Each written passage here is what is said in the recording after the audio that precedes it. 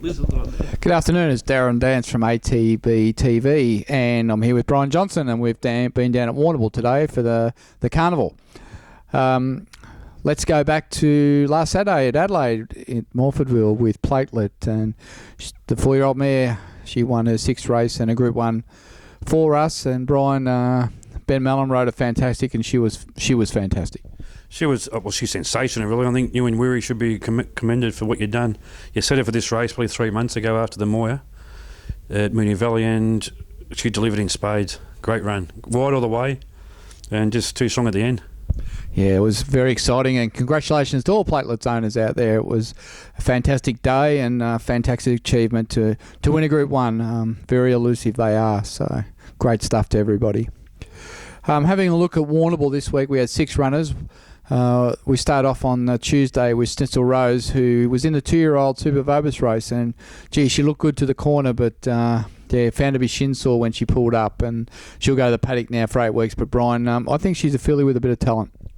She is. That's a long time ago, Tuesday down. I don't think it's 2 days ago, but it seems like a week. But yeah, I think I talked to Maddie after the race. She's pretty happy with the run. She got out well, sat on the pace, done everything right, but she just got a bit tired in the end. And as you say, she's a bit shin sore. And the jockey was pretty sort of safe on her. Just let her run to the line without too much pressure. Then on Tuesday, we just had the one runner in Hectorius, and he's going to be retired. He raced poorly, and look, he's had colic surgery, and he's had a breathing operation, and it's just all beyond him. So we'll find him a nice home. Then today, the big day, 4 runners. Let's start with race 2. Edge of War ran 3rd, and I thought he was first up for 8 weeks, and I thought he was super. He's probably better than super, to be honest. He was wide all the way, never on the track. Probably entitled to give up the ghost in the straight, as most horses do, but he found the line really strongly in the end, and funnily enough, we have got a share in his full brother. We do have a share in his full brother, a racer's edge out of Sparta Miss, 2-year-old gelding with Darren Weir. Just 10% share there at, I think it's $27.50 for the share, so if anyone out there is interested, it's a good way to go racing. And Edge of War's a promising stayer, and I think he'll go for a spell now, and next time in I think he'll be winning plenty of races. And who knows, one day he could be competing in the Warrnambool Cup. We then moved on to race 4, where we had Clairvaux stepping out. The son of Choisir, trained by Matty Williams, 2 starts so far for 2/3, but today he really put him away on that track, and he won by a few lengths. I thought it was quite a good win. Clairvaux, promising horse. Well, the planets aligned for the Williams stable today. Like, he had a lean run last carnival, but today he was determined. And Clairvaux, the form was pretty good for a race like today, and there wasn't much experience in the race, and the jockey took the inside running and just kicked away in the straight, and it was all over in about 50 metres. What was the margin? I think 3.25 lengths from memory. I thought you'd know that. Strong win. Congratulations. There's such a great bunch of people in Clairvaux, and I'm sure most of us will be down at the Lady Bay tonight having dinner together in about an hour. Then we move on to race 7. And Lucky on Barefoot, the started favourite. Second up, should have won first up at Cranbourne. Had no luck, held up, should have clearly won. Today he turned up at Warrnambool favourite. Was expected to win, but things didn't work out, and he finished well back. Well, the money came from him today, but it probably should have come from yesterday. If he had started yesterday, I reckon he would have won by 2 lengths. But the way the track was today, the jockey said after the race that there was a shifting track. Never got it. Couldn't get its feet into the track. Couldn't get its gait going. He basically just said forget about the run, and he needs a heavy track, or at least it's slow at worst, just so he can get his foot in the ground and show his customary turn of foot. I don't think we'd be giving up on Lucky on Barefoot. I think next start, if he gets on a wet track, he'll be a good price. Don't be scared to have something on him. And that brought us to our final runner today in the Warrnambool Cup. Shiny Buttons. Darren Weir trained, son of Reset, out of our good mare, Shiny May. And look, I thought he ran super to run 3rd. He was probably never going to beat the winner, but he's an improving horse, and Darren Weir's done a great job. I don't think I've ever seen a horse better presented at the races than Shiny Buttons today, and he ran accordingly. He did, and he probably should have run second, to be honest. Dean Yendall went for the gap, and then we're going to follow Banker Mo, and then decided to go around it. And then, unfortunately, the planets didn't align then because he got stuck on a wall of horses, never got to run in the straight, and he ran on well. But he's such an honest customer, and I know the owners are very happy to have a 3rd place in the Warrnambool Cup because they're never going to beat the winner, but good run nevertheless. Look, he's a chance now to go to Adelaide for a 2,500 metre race in a couple of weeks. But, yeah, it was a big thrill to run third in that Warrnambool Cup today. So that was the end of the Warrnambool Carnival. The highlight of the 3 days for you, Brian, I know you really enjoyed it. The 3 days? It feels like 7 days.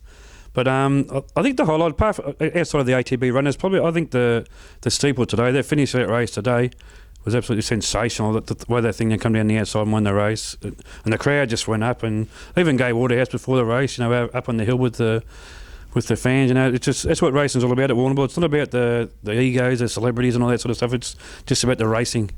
Something special about Warrnambool in there, and if you haven't been, I think you should get down to Warrnambool. It's a great 3 days, and it's like everybody comes down for the week and just relaxes, enjoys the racing, and is in party mood, and it's keen racing, and geez, a big crowd, and the weather was just perfect today.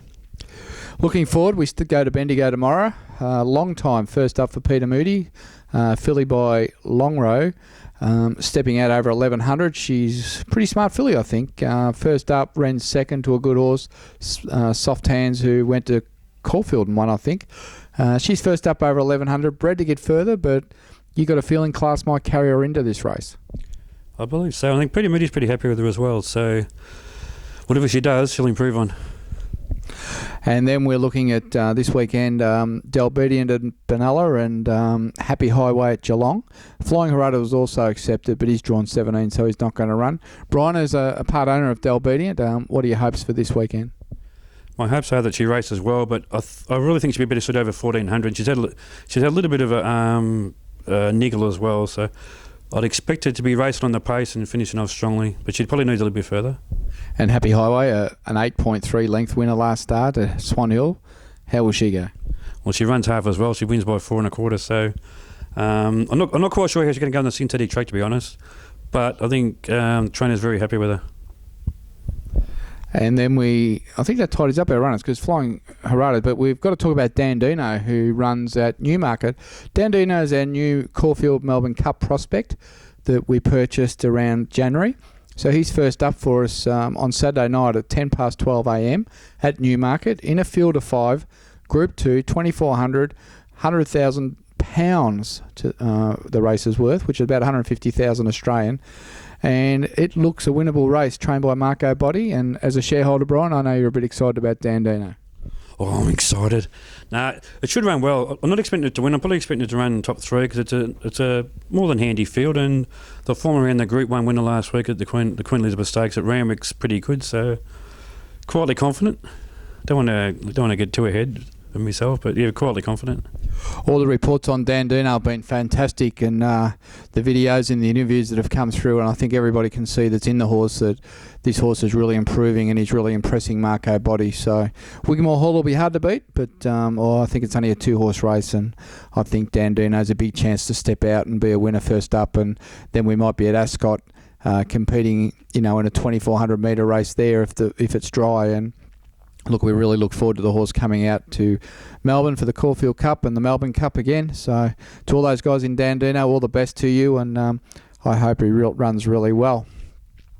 That's the racing segment. Now, on Saturday, we're kicking off our latest tipping competition. This is our winter tipping competition. Runs through May and June, and the first prize is a trip to Darwin for the Cup in August. So, Brian, I think all the details are on the website, and people just need to get on board with Luxbet now.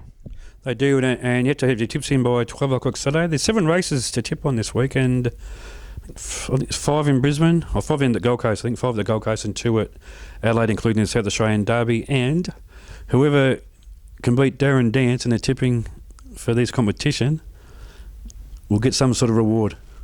I've been told. Is that right? Well, I can tell you, I've told you to leave all the funny stuff to me, and my tipping will improve. I've got a new strategy for this winter tipping competition. I can't let you know what it is, but I'm sure I'll be right there.